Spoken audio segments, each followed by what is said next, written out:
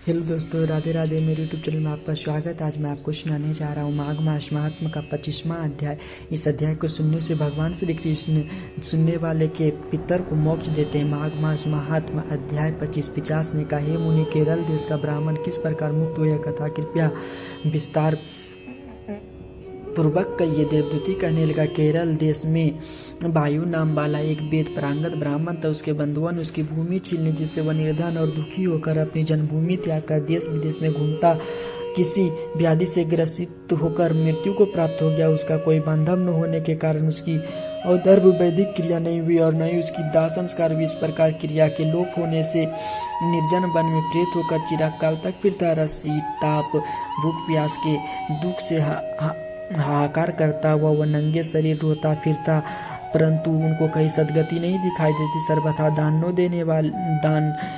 देने से वह अपने कर्म फल को भोगता हुआ। जो लोग अग्नि में आहुति नहीं देते, भगवान का पूजन नहीं करते, वे आत्मविद्या का अभ्यास नहीं करते, अच्छे तीर्थ से विमुख रहते। जो लोग दुखी लोगों को स्वर्ण वस्त्र तांबुल रत्न फल तथा जल नहीं देते, तथा छल कपट से जीविका प्राप्त करने वाले दूसरे तथा स्त्रियों का धन हरने वाले, पाखंडी, कुटिल, चोर, बाल वृद्ध तथा आतुर और स्त्रियों पर निर्दयता करने वाले, आग लगाने वाले, विष देने वाले, झूठी गवाही देने वाले, कुमार्ग पर चलने वाले, माता पिता भाई बहन संतान तथा अपनी स्त्री का त्याग करने वाले, जो सब तीर्थों में दान लेते हैं, पालन करने वाले, स्वामी को त्यागने वाले, गौर तथा भूमि में चोर, वेदों की निंदा करने वाले,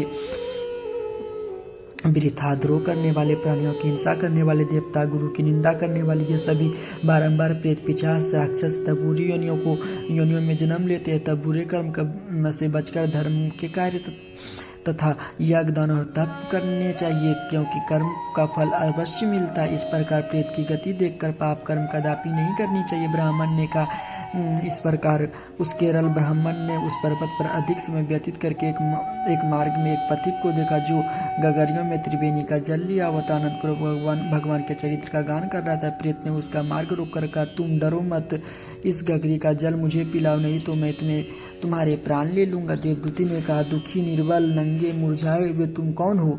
पैरों से पृथ्वी को स्पर्श न करके चलते हो। लोमस जी बोले। प्रेत इस वचन को सुनकर कहने लगा, मेरा ऐसा होने का कारण सुनो। मैंने कभी ब्राह्मण को दान नहीं दिया, अत्यंत लोभी, क्रियाहीन, दूसरे के अन्न से पलने वाला, तथा मैंने कभी किसी को भिक्षा नहीं दी, न दूसरे के दुख से दुखी हुआ। प्यासे प्राणियों को मैंने कभी जल नहीं दिया पिलाया। मैंने कभी छाता जूता दान नहीं किया, नहीं किसी को जल का पात्र,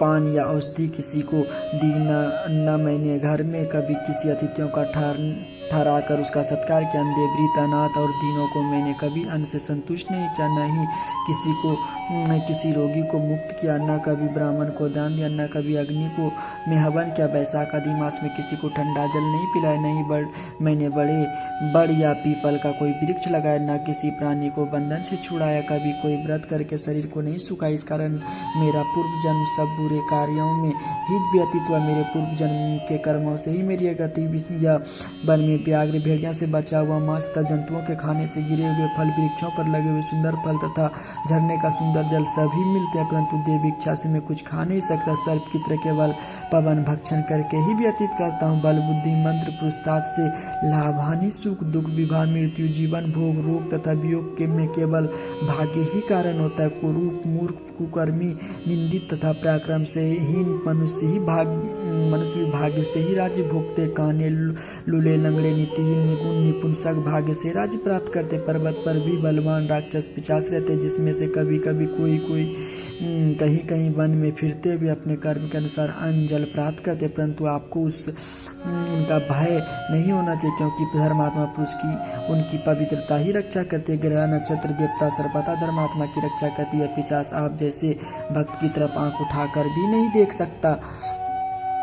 जो नारायण भगवान की भक्ति से पवित्र रहता, उनको प्रेत, पिशाच, भूतना कोई बाधा नहीं दे सकते। भूत, बैताल, पिशाच, गंधर्व, काकिनी, शाकिनी, ग्रह, रेवती, यक्ष, मातृग्रह, भयंकर ग्रह, कृत्या, सर्प, कुष्मांडा तथा दूसरे दुष्ट जंतु पवित्र वैष्णव की तरह देख भी नहीं सकते, जिनकी जिह्वा पर गोविंद नाम का गोविंद का नाम हृदय में वेद तथा श्रुति विद्यमान है। जो पवित्र और दानी है उनको कभी भय नहीं हो सकता। हे ब्राह्मण, इस प्रकार कर्मों का फल भुगता हुआ मैं यहाँ रहता हूँ, ऐसा सोचकर मैं शोक नहीं करता। एक बार मैं जवालिन नदी के किनारे पर गया था। वहाँ पर घूमते हुए मैंने सारस के वचनों को सुना।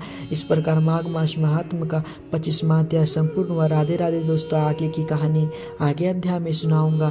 तब तक के लिए जय जय श्री राधे। कमेंट बॉक्स में जय जय श्री राधे जरूर लिख दीजिए। और अगर आप मेरे चैनल पर नए हैं तो उसको सब्सक्राइब कर दीजिएगा। फेसबुक पेज पर हैं तो उनको फॉलो कर दीजिएगा। राधे राधे।